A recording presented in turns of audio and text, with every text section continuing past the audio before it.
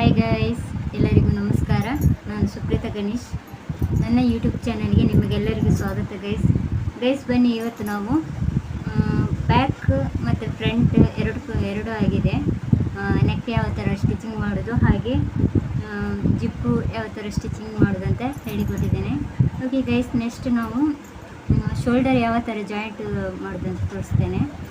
ಈಗ extra piece ಈ ಥರ ಇದೆಯಲ್ಲ, ಅದನ್ನು ಕಟ್ ಮಾಡ್ಕೊಳ್ಳಿ. ಮೊದಲಿಗೆ ಹೀಗೆ ಕಟ್ ಮಾಡ್ಕೊಳ್ಳಿ. ಬ್ಯಾಕ್ ಪಾರ್ಟಿಗೆ ಆಲ್ರೆಡಿ ನಾವು ಎಜ್ ಸ್ಟಿಚ್ ಹಾಕ್ಕೊಂಡಿದ್ದೀವಿ. ಎಜ್ ಸ್ಟಿಚ್ ಹಾಕ್ಕೊಂಡು ಫ್ರಂಟ್ ಪಾರ್ಟ್ ಆಲ್ರೆಡಿ ಇಲ್ಲಿದೆ ನೋಡ್ಕೊಳ್ಳಿ. ಫ್ರಂಟ್ ಪಾರ್ಟ್ ಇದು ರೌಂಡ್ ನೆಕ್ ಕೊಟ್ಟಿದ್ದೇನೆ. ಇದು ಸಹ ಪೀಸ್ ಕಟ್ ಮಾಡ್ಕೊಳ್ಳಿ, ಎಕ್ಸ್ಟ್ರಾ ಪೀಸ್ ಈ ಥರ ಎಕ್ಸ್ಟ್ರಾ ಪೀಸ್ ಕಟ್ ಮಾಡಿಕೊಂಡು ಇದನ್ನು ಫ್ರಂಟ್ ಪಾರ್ಟನ್ನು ರೈಟ್ ಸೈಡಿಗೆ ಇಟ್ಕೊಳ್ಳಿ. ಈ ಥರ ರೈಟ್ ಸೈಡಿಗೆ ಇಟ್ಕೊಳ್ಳಿ. ರೈಟ್ ಸೈಡ್ ಬ್ಯಾಕ್ ಪಾರ್ಟನ್ನು ಇದರ ಮೇಲೆ ಇಟ್ಕೊಳ್ಳಿ, ಬಟ್ ಇದನ್ನು ರಾಂಗ್ ಸೈಡಲ್ಲಿ ಇಟ್ಕೊಳ್ಳಿ. Front part right side, back part wrong ಸೈಡಲ್ಲಿ. ಹೀಗೆ ಇದನ್ನು ಯಾವ ಥರ ಅಂದರೆ ಈ ಥರ ಹೀಗೆ ಇಟ್ಕೊಂಡು ಹೀಗೆ ಇಲ್ಲಿ ಎಜ್ ಸ್ಟಿಚ್ ಹಾಕ್ಕೊಂಡಿದ್ದೇವಲ್ಲ, ಎಜ್ ಸ್ಟಿಚ್ ಹಾಕ್ಕೊಂಡಿದ್ದೇವೆ. ಆ ಪಾಯಿಂಟನ್ನು ನಾವು ಹೀಗೆ ಕರೆಕ್ಟಾಗಿ ಹೀಗೆ ಇಟ್ಕೊಂಡು ಈ ಥರ ಕ್ಲೋಸ್ ಮಾಡ್ಕೊತೀವಿ. ಈ ಪಾಯಿಂಟಿಗೆ ಸ್ವಲ್ಪ ಕ್ರಾಸಲ್ಲಿ ಸ್ಟಿಚ್ ಹಾಕ್ಕೊಬೇಕು. ಓಕೆನಾ? ಈ ಥರ ಸ್ಟಿಚಿಂಗ್ ಮಾಡಿ ತೋರಿಸ್ತೇನೆ. ಹೀಗೆ ಇಟ್ಕೊಂಡು, ಅಂದರೆ ಇಲ್ಲಿ ನಿಮಗೆ ಅಷ್ಟು ಕಷ್ಟ ಆದರೆ ಈ ಥರ ಇಟ್ಕೊಳ್ಳಿ. ಹೀಗೆ ಇಟ್ಕೊಂಡು ಸ್ಟಿಚ್ ಹಾಕ್ಕೊಳ್ಳಿ. ಆಮೇಲೆ ಇನ್ನೊಂದು ಸಲ ಸ್ಟಿಚ್ ಹಾಕುವಾಗ ಫೋಲ್ಡ್ ಮಾಡಿದರೆ ಆಯಿತು. ಹೀಗೆ ಇಟ್ಕೊಂಡು ಸ್ಟಿಚ್ ಹಾಕ್ಕೊಳ್ಳಿ.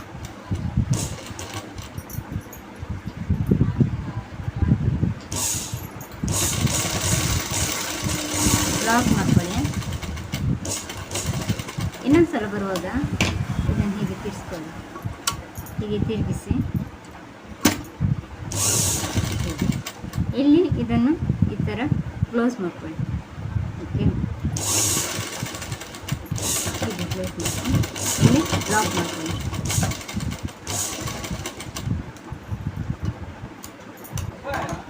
ಈಗ ಇದನ್ನು ಈ ಥರ ಬರುತ್ತೆ. ಇದು ಈ ಥರ ಕ್ಲೋಸ್ ಆಗಿ ಬರುತ್ತೆ. ಓಕೆನಾ? ಶೋಲ್ಡರ್ ಈ ಥರ ಜಾಯಿಂಟ್ ಮಾಡಿ ಇಲ್ಲಿ ಓವರ್ಲಾಕ್ ಸ್ಟಿಚ್ ಹಾಕ್ಕೊಳ್ಳಿ. ಓಕೆ, ಹೀಗೆ ಬಿಡಿಸಿ ಓವರ್ಲಾಕ್ ಸ್ಟಿಚ್ ಹಾಕ್ಕೋಬೇಕು. ಓಕೆ, ಇದು ಐಡಿಯಾ ಗೊತ್ತಾಯ್ತಲ್ಲ? ಡಬಲ್ ಸ್ಟಿಚ್ ಹಾಕುವಾಗ ಕ್ಲೋಸ್. ಇನ್ನೊಮ್ಮೆ ಬೇಕಿದ್ರೆ ಮಾಡಿ ತೋರಿಸ್ತೇನೆ.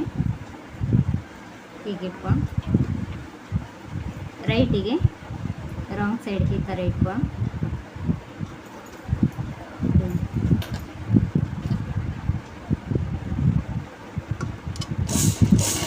ಲಾಕ್ ಮಾಡ್ಕೊಳ್ಳಿ.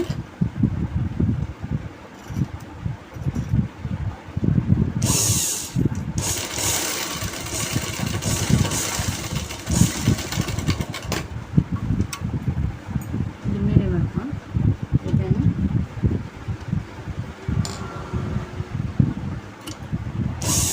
ಲಾಕ್ ಮಾಡ್ಕೊಳ್ಳಿ.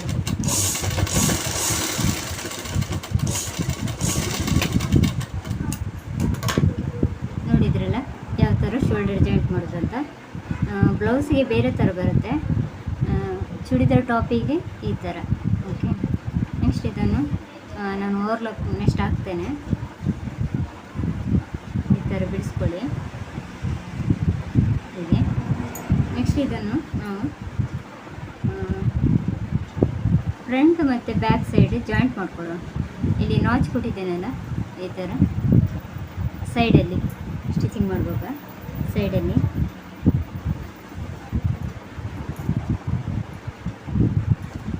ಸಾರಿ ಗೈಸ್, ಸೈಡ್ ಫಿಟ್ಟಿಂಗ್ ಮಾಡುವ ಮುಂಚೆ ನಾವು ಬ್ಯಾಕ್ ಸೈಡಲ್ಲಿ ಟಕ್ಸ್ ಹಾಕ್ಕೊಂಡಿದ್ದೇವಲ್ಲ, ಶೋಲ್ಡರ್ ಜಾಯಿಂಟ್ ಮಾಡುವ ಮುಂಚೆ ಟಕ್ಸ್ ಹಾಕ್ಕೊಳ್ಬೇಕಿತ್ತು. ನನಗೆ ನೋಡಲಿಲ್ಲ ಫಸ್ಟಿಗೆ. ಓಕೆ, ನೆಕ್ಸ್ಟ್ ಶೋಲ್ಡರ್ ಆದಮೇಲೆ ಶೋಲ್ಡರ್ ಆಗುವ ಮುಂಚೆ ಟಕ್ಸಿಗೆ ಸ್ಟಿಚ್ ಮಾಡ್ಕೊಳ್ಳಿ. ನಾನು ಈಗ ಮಾಡ್ತಿದ್ದೇನೆ, ನೋಡ್ಕೊಳ್ಳಿ. ಹೀಗೆ ಇಟ್ಕೊಂಡು ಈ ಥರ ಮತ್ತೆ ಸಹ ಮಾಡ್ಬೋದು, ಸ್ವಲ್ಪ ಕಷ್ಟ ಆಗುತ್ತೆ. ಅದಕ್ಕೋಸ್ಕರ ಫಸ್ಟಿಗೇನೆ ಮಾಡ್ಕೊಳ್ಳಿ. ಜಿಪ್ಪಿಗೆ ಕಟ್ ಮಾಡುವ ಮುಂಚೆನೇ ನೀವು ಟಕ್ಸ್ ಹಾಕಿಬಿಡಿ. ಓಕೆನಾ? ಈಗ ಹಾಕ್ತಿದ್ದೇನೆ.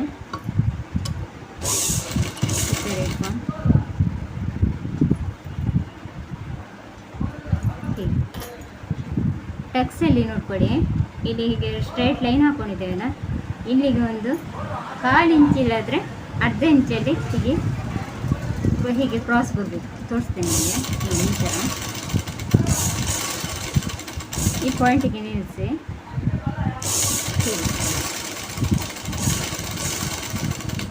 ಈ ಶೇಪಲ್ಲಿ ಬರುತ್ತೆ.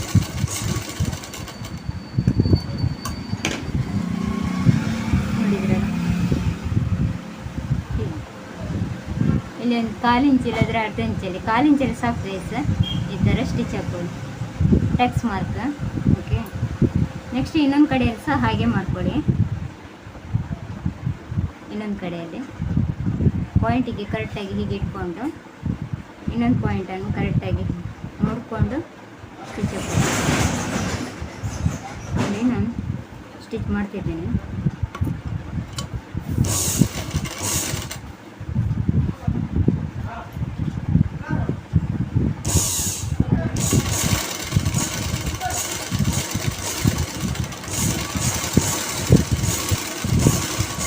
ಎರಡು ಕಡೆ ಆಯಿತು. ನೆಕ್ಸ್ಟ್ ಮಾಡುವಾಗ ನಾವು ಸೈಡ್ ಕಟ್ ಮತ್ತು ಚೆಸ್ಟ್ ಹತ್ರ ನಾವು ಸ್ಟಿಚ್ ಮಾಡಬೇಕು. ಆಲ್ರೆಡಿ ನಾವು ಮಾರ್ಕ್ ಮಾಡಿ ಇರ್ತೇವಲ್ಲ, ನೋಡ್ಕೊಳ್ಳಿ. ಹೀಗೆ ಮಾರ್ಕ್ ಮಾಡಿ ಇರ್ತೇವಲ್ಲ ಲಾಸ್ಟ್ ತನಕ, ಇಲ್ಲಿ ಸೈಡ್ ಕಟ್ ತನಕ, ಅಲ್ಲಿ ತನಕ ಸ್ಟಿಚ್ ಹಾಕ್ಕೊಂಡು ನೆಕ್ಸ್ಟ್ ಸ್ಟಿಚ್ ಆದಮೇಲೆ ಸ್ಲೀವ್ ಜಾಯಿಂಟ್, ಸೈಡ್ ಕಟ್ಟೆಲ್ಲ ಆದಮೇಲೆ ನಾನು ಲಾಸ್ಟಿಗೆ ಸ್ಲೀವ್ ಜಾಯಿಂಟ್ ಮಾಡ್ತೇನೆ. ನಿಮಗೆ ಹೇಗೆ ಬೇಕೋ ಹಾಗೆ ಮಾಡ್ಕೊಳ್ಳಿ. ಓಕೆ,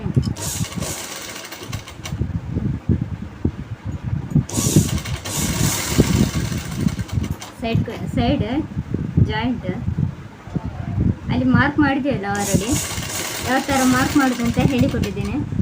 ವೀಲ್ ಮಾರ್ಕಲ್ಲಿ ನಾವು ಮಾರ್ಕ್ ಮಾಡ್ತಾ ಹೋಗಬೇಕು. ತುಂಬ ಈಸಿ ಆಗ್ತದೆ ಗೈಸ್. ಅದಕ್ಕೋಸ್ಕರ ವೀಲ್ ಮಾರ್ಕ್ ತಗೊಂಡು ಅದರಲ್ಲಿ ನೀವು ಮಾರ್ಕ್ ಮಾಡಿ, ತುಂಬಾ ಈಸಿ ಆಗುತ್ತೆ. ಓಕೆ, ನೋಡಿ ಬಾಡಿ ಪಾರ್ಟ್ ತನಕ ಬಂತು.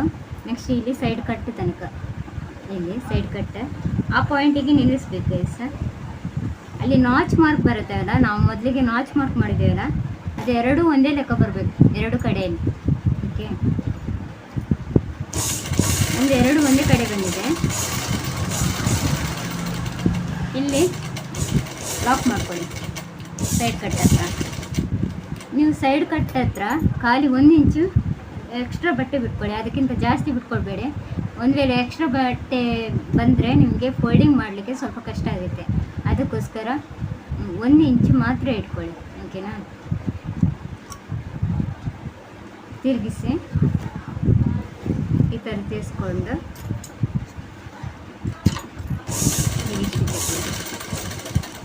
ಇಲ್ಲಿ ಹಾಕುವಾಗ ಸರಿ ಹಾಕ್ಕೊಳ್ಳಿ, ಡಬಲ್ ಸ್ಟಿಚ್ಚಲ್ಲಿ.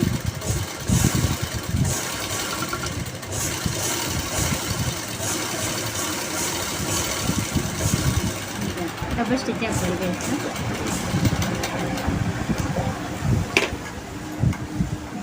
ಇನ್ನೊಂದು ಕಡೆಯಲ್ಲಿ ಸಹ ಹಾಗೆಯೇ ಇನ್ನೊಂದು ಕಡೆಯಲ್ಲಿ ಫಿಟ್ಟಿಂಗ್ ಮಾಡ್ಕೊಳ್ಳಿ.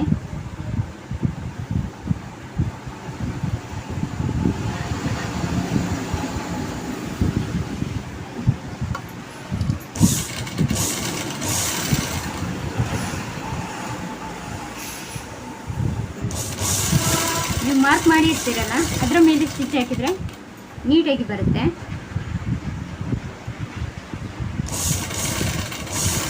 ಇಲ್ಲಿ ಸ್ವಲ್ಪ ರೌಂಡ್ ಶೇಪ್ ಬರಲಿ, ಬಾಡಿ ಪಾರ್ಟ್ ಹತ್ರ ಇಲ್ಲಿ ಮಾರ್ಕ್ ಮಾಡಿ ಇರ್ತೀರಲ್ಲ, ಅಲ್ಲಿ ಸ್ವಲ್ಪ ರೌಂಡ್ ಶೇಪ್ ಬರಲಿ.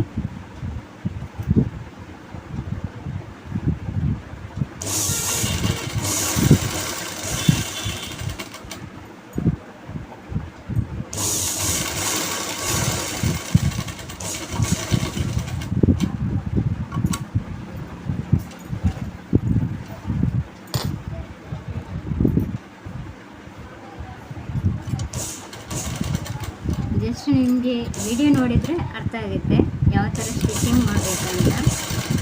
ನೀಟಾಗಿ ಹೇಳಿಕೊಡ್ತಿದ್ದೇನೆ ಯಾವ ಥರ ಸ್ಟಿಚಿಂಗ್ ಮಾಡೋದು ಅಂತ.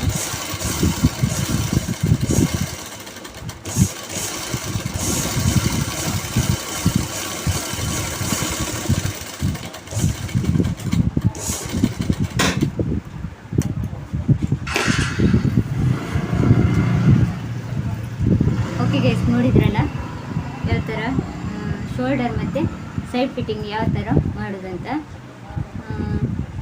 ನೆಕ್ಸ್ಟಿನ ವಿಡಿಯೋದಲ್ಲಿ ನಾನು ನಿಮಗೆ ಸೈಡ್ ಕಟ್ ಯಾವ ಥರ ಸ್ಟಿಚಿಂಗ್ ಮಾಡೋದಂತ ಹೇಳಿಕೊಡ್ತೇನೆ. ಓಕೆನಾ? ಓಕೆ ಗೈಸ್, ನನಗೆ ಹೀಗೇನೆ ಸಪೋರ್ಟ್ ಮಾಡ್ತಾ ಇರಿ. ಹಾಗೆ ನಾನು ವಿಡಿಯೋ ನೋಡ್ತಿರುವವರೆಲ್ಲ ನನಗೆ ಸಪೋರ್ಟ್ ಮಾಡ್ತಾ ಲೈಕ್ ಕೊಡಿ, ಹಾಗೆ ಶೇರ್ ಮಾಡಿ, ಹಾಗೆ ಸಬ್ಸ್ಕ್ರೈಬ್ ಕೂಡ ಮಾಡ್ಕೊಳ್ಳಿ. ಹಾಗೆ ಎಲ್ಲರಿಗೂ ಧನ್ಯವಾದ ಹೇಳ್ತೇನೆ, ತುಂಬಾ ಸಪೋರ್ಟ್ ಮಾಡ್ತಿದ್ದೀರಾ. ಹಾಗೆ ಶಾರ್ಟ್ ವೀಡಿಯೋಸ್ ನೋಡ್ತಿದ್ದೀರಾ, ಎಲ್ಲರಿಗೂ ಥ್ಯಾಂಕ್ಸ್ ಗೈಸ್. ಓಕೆ ಗೈಸ್, ಬಾಯ್. ಜೈ ಶ್ರೀ ಕೃಷ್ಣ.